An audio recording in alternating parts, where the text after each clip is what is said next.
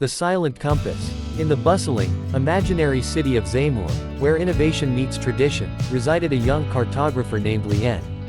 She was noted for her complex maps and her strange collection of compasses, each with a unique narrative. Among her collection was one that neither ticked nor pointed north. It was a silent compass that belonged to her late father. Lien inherited her father's interest but never grasped the compass's purpose. Its needle stood still, seemingly broken, but her father once whispered to her, "It does not lead you where you want to go. It takes you where you need to go." One rainy evening, a mysterious trader stopped by Lien's shop, looking for a map of a long-forgotten place known as Belmore Hollow.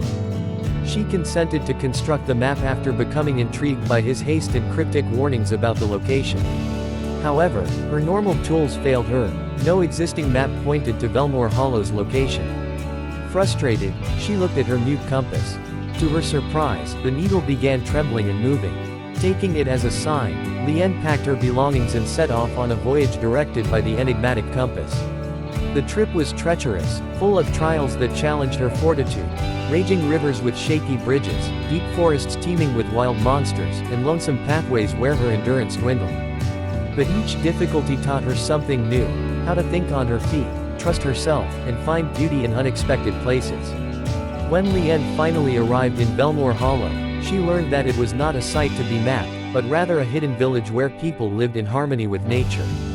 They did not have written maps and instead relied on stories, songs, and the stars to guide them. The locals gladly embraced her and shared their way of life, teaching her the significance of trusting intuition, embracing simplicity, and prioritizing human connection over material ambitions. While living among them, Lien discovered that the silent compass was not broken. It was a relic constructed by an old traveler who felt that true direction came from listening to your inner calling rather than going where you thought you should. When Lien returned to Zamor, she was a different person. Her maps became more than just guidelines, they were works of art infused with the teachings she learnt in Belmore Hollow. She began instructing others to go beyond their compasses and seek direction within themselves. The quiet compass became a treasured memory of her trip and the lesson that sometimes we have to lose our path in order to genuinely discover ourselves. Lessons from the story. Trust your instincts. Sometimes the best path isn't clear, but rather the one you're pulled to.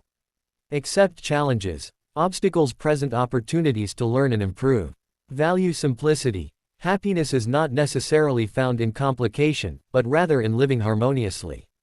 Find your inner compass. Your inner voice is the most reliable guidance in your life.